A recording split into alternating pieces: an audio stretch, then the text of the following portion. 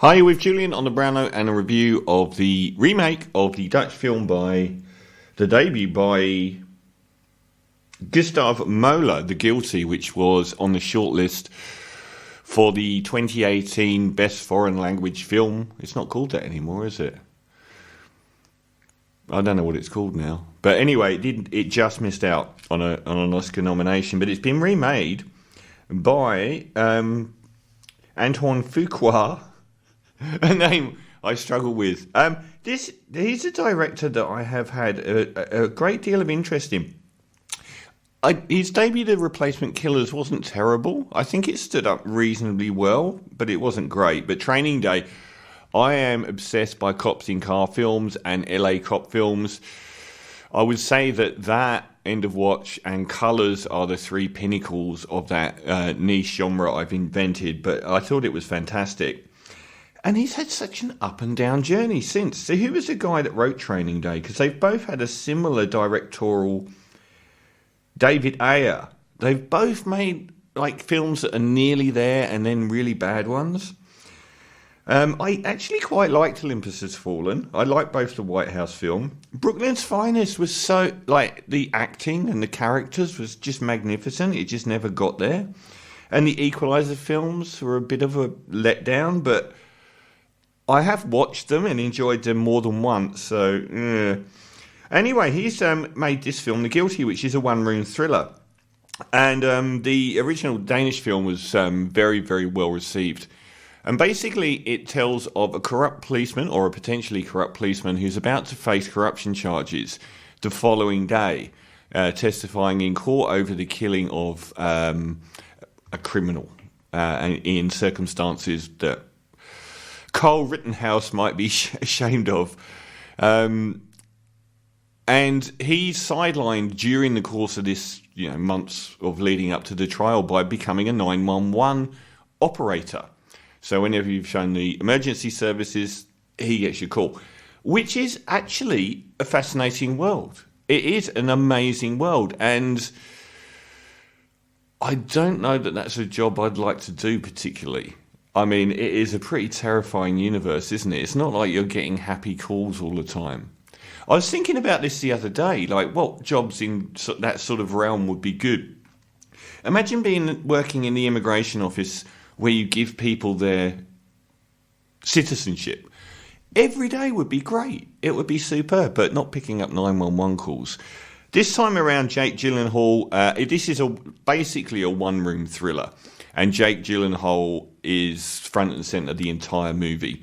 And he plays the potentially corrupt cop who is suffering from the effects of intense anxiety as he struggles to deal with the pressure of leading up to this trial. One of his closest friends is testifying in the morning and clearly going to lie for him in a way that would probably make him just as guilty. His ex-wife wants nothing to do with him. He keeps trying to phone his kid at 3 a.m. That's another interesting part of the film. It's an overnight shift in this like casino-like room where there's no indication of time or light outside or anything. Because I thought it was in the daytime, and then at one point I realised, no, it's actually like 3 a.m. And Gyllenhaal doesn't get on with his compadres. And we get this is a fascinating world. People phoning up with these really oddball requests, or a guy is obviously being ripped off by a prostitute, and, there's less sympathy for some of the callers and so on. It's a great world. But the whole film revolves around a missing woman. A woman that phones him up and in a very cryptic, very frightening way tries to send signals to him. And this woman is really good, actually. And she is played Riley Keough.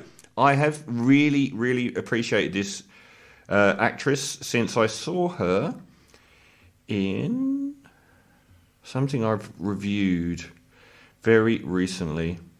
I'm going to have a look, so you might as well wait.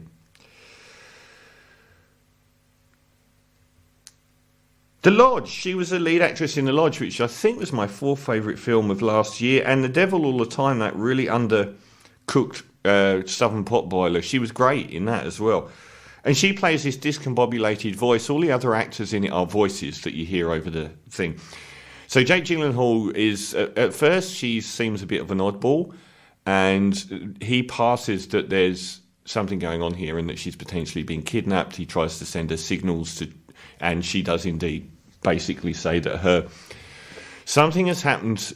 She's had a relationship with a partner that's gone very wrong and is legally blocked from seeing her, and it sounds like the partner has turned up to her flat and something has happened to their infant child, and it seems like that he's travelling across state with her in the car with him on a way to kill her. And that's the basis for the movie, and it's a chilling premise, and it's really quite well done. The machinations of what's going on. It's not got stellar reviews, but some of Antoine Fuqua's films have been really bad. I definitely don't think he does a thing wrong here. It might be quite liberating for directors to do one-room films. I've actually seen critics complain that Jake Gyllenhaal's performance is too good. He's an absolute powerhouse here. He's phenomenal. But they said that it detracts from the systemic nature of the problems that arise from both the scenario of the corrupt cop and of the woman on the road. They're more systemic in the Danish one, whereas this becomes Jake Gyllenhaal's world. There are some very good twists, and I kind of saw one of them coming a little bit, but when it does, it is really chilling, and it's kind of pulls the universe from out under your feet, which leads to lots of ramifications for Jake Gyllenhaal's journey throughout this film. I thought the director didn't get in the way. I thought it was really dynamic. Jake Gyllenhaal it might not be a well enough received film for him to get an Oscar nomination, but he gives a powerhouse performance here. It's one of those, there's this whole genre of anxiety movies, and I'm not sure I'm really up for this. Like Uncut Gems, they're like this whole genre now of films where everything's falling apart for the main character, and you just sit with them throughout the duration of the movie, where everything's getting tenser and tenser. This is one of those films. The voice cast is excellent. Ethan Hawke pops up. Who else? Riley Keough is like this. It's almost got a David Lynch feel to it, her performance. Like, she's this discombobulated voice.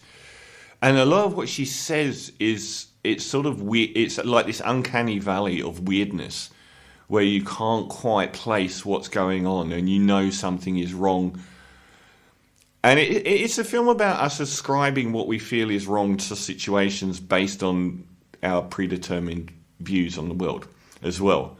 So I thought this was a lot more solid than it's been given. It's riveting, and it is, I thought, very exciting. I thought it's got some good twists involved. And it leaves you with a bitter feeling as well. It's quite bitter by the end. So I think it's underappreciated. I'm going to give The Guilty a wonderful performance by Jake Gyllenhaal and a clean performance by director Antoine Fuqua.